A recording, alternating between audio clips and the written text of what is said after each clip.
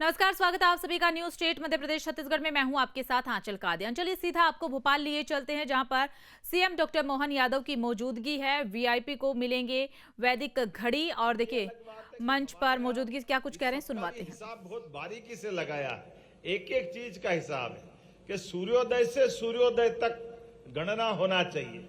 ये 24 घंटे की गणना का हिसाब क्या है? 24 घंटे से फर्क नहीं पड़ता है। वास्तव में गणना इस सूर्योदय से अगले सूर्योदय तक होना चाहिए।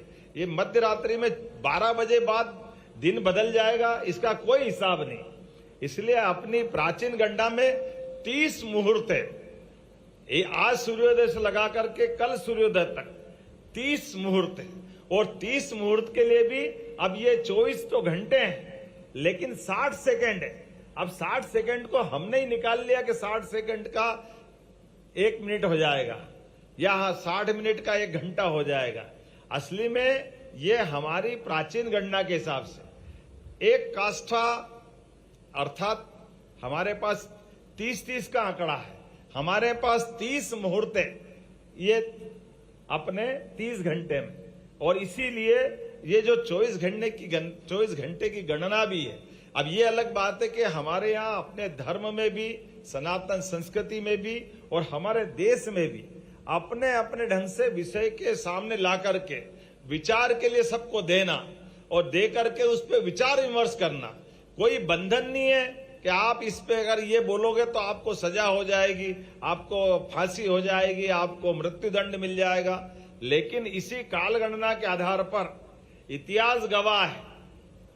किसी वैज्ञानिक ने कहा कि ये पृथ्वी की परिक्रमा सूर्य करता, किसी ने लिख दिया, और उसने कहा नहीं आप गलत कह रहे हो, सूर्य की परिक्रमा पृथ्वी कर रही तो बेचारे को मृत्युदंड से भुगतना पड़ा था।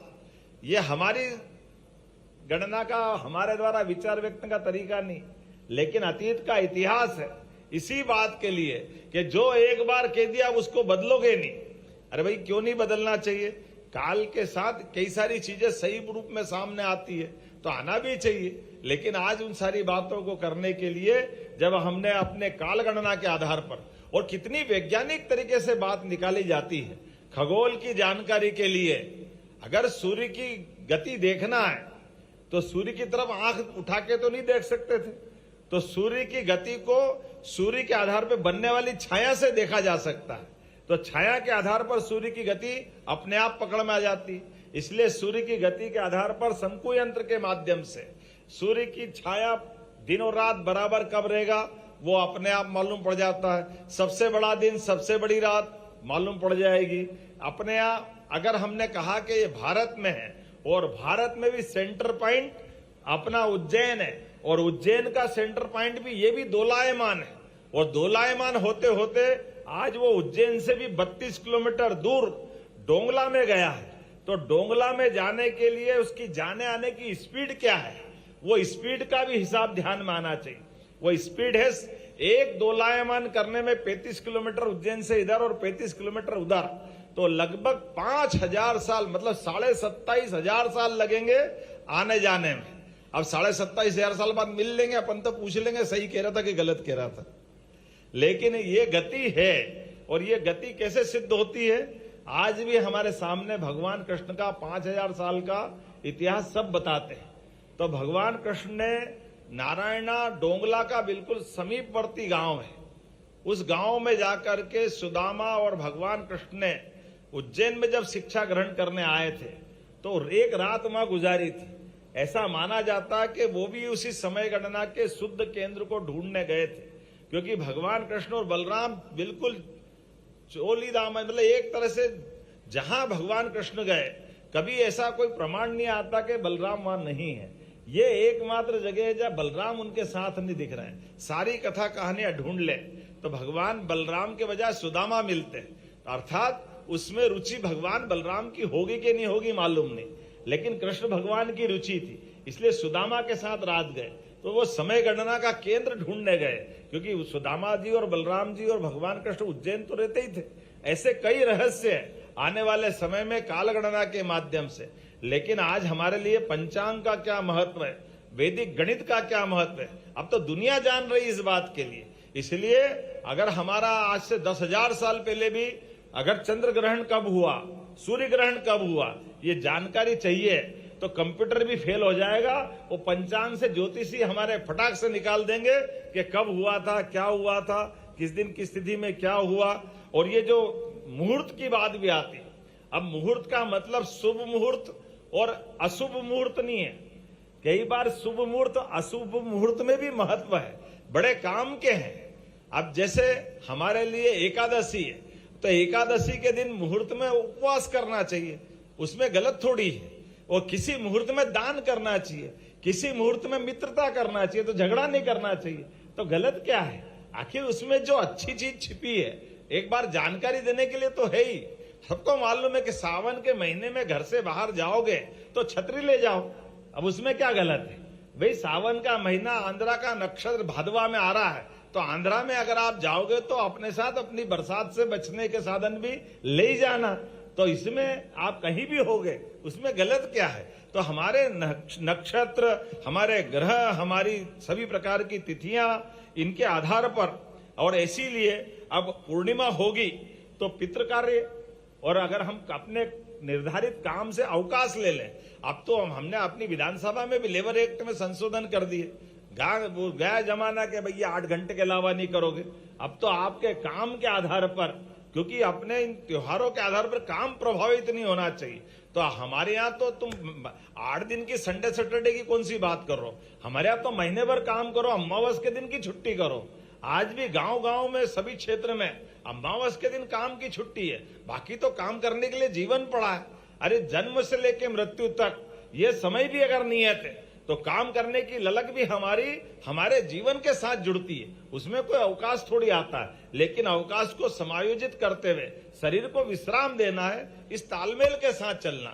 तो हमारे लिए परमात्मा की दया से ऐसे कई सारे काम है। लेकिन आज मैंने दूसरी बात कर दी, मुझे तो आनंद यह आया है जब आज अपने इस सीएम हाउस के रास्ते पर, ये सीएम हाउस मेरा नहीं है, ये सीएम हाउस 9 करोड़ जनता का, प्रदेश की जनता का ये अपना मुख्यमंत्री हाउस।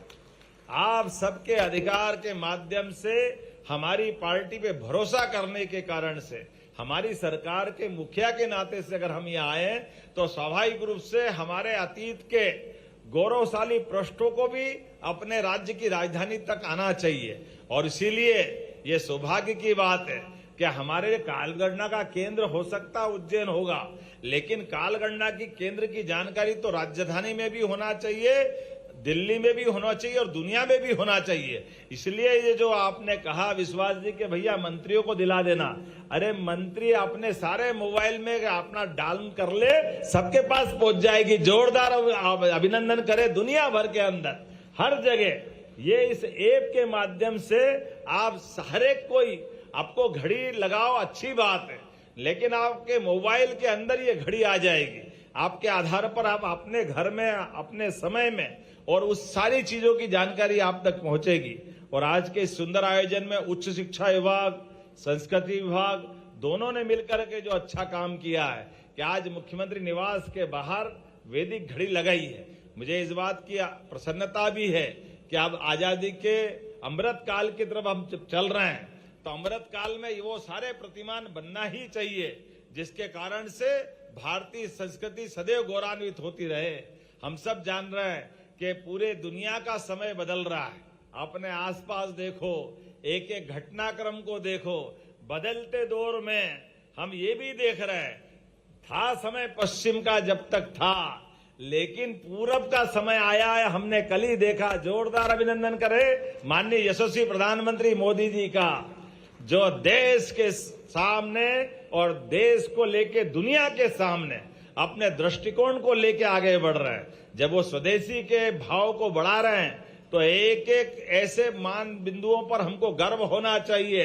हम अपने उस प्राचीन इतिहास पे भी गर्व होना चाहिए और आधुनिक समय की चुनौतियों से निपटने के लिए दुनिया के अंदर भारत की अच्छाइयों को लेकर के जाने का यही समय है, सही समय है। ऐसे समय में जब दुनिया के अंदर बदलते दौर में भारत का मान सम्मान बढ़ाने के लिए यशस्वी प्रधानमंत्री आगे बढ़ रहे हैं। हम याद करें प्रधानमंत्री के 2014 के सरकार बनाने के बाद ही 6 महीने से भी कम समय में दुनिया के अंदर उनने यूनेस्को के माध्यम से योग को पुनर्स्थापित करने का प्रयास किया था। जोरदार अभिनंदन करें माननीय प्रधानमंत्री जी का। जब हमने अपने योग को दुनिया के अंदर बांटा, हमारी अपनी संस्कृति केवल भारत के लिए नहीं है, हमारा अपना ज्ञान कौशल विशेषता केवल भारत के लिए नहीं, ये समूची मानवता के लिए है। और इसलिए समूची मानवता के लिए ऐसे सभी अच्छे कामों को लेकर के माननीय प्रधानमंत्री जी के नेतृत्व में हमारी सरकार लगातार काम कर रही है। इसीलिए आज के इस अवसर पर यह विक्रमादित्य काल को इसलिए याद किया जाता है कि 2000 साल पहले सुशासन का उच्चतम मापदंड सम्राट विक्रमादित्य के काल में स्थापित हुआ था। और बदलते दौर में जिस समय का समय चल रहा है, यशस्वी प्रधानमंत्री के नेतृत्व में एक तरह से वो सुशासन का ही कार्य चल रहा है। जब एक एक मंत्रालय, एक एक उनके लिए गए निर्णय, प्रत्येक निर्णय से देश गौरवान्वित होता है। किसी कारण से कोई वैज्ञानिक अभियान फेल होता है तो यशस्वी प्रधानमंत्री स्वयं इसरो में जाकर के वैज्ञानिक का हिम्मत बढ़ा करके हमारे लिए वैज्ञानिकों के प्रति दृष्टिकोण क्या होना चाहिए, वो हमारी हिम्मत बढ़ाते हैं। देश के दुश्मन अगर टेढ़ी निगाह पहुंचाए तो घर में घुस के मारने का रिकॉर्ड भी यशस्वी प्रधानमंत्री के माध्यम से बनता है। हमें इस बात का भी गर्व है। और देश के लिए कानून बराबर है, सबके लिए समान है। इसलिए देश के लोकसभा में भी अगर वो नियम बनाते हैं कि इस देश के अंदर 30 दिन से ज्यादा अगर प्रधानमंत्री, मुख्यमंत्री, मंत्री कोई भी अगर किसी कारण से जेल में बंद रहे तो उसको पद पे रहने का अधिकार नहीं है। ये केवल एकमात्र प्रधानमंत्री करा सकते, ये नरेंद्र मोदी जी करा सकते हैं। मैं जोरदार अभिनंदन करें यशस्वी प्रधानमंत्री नरेंद्र मोदी।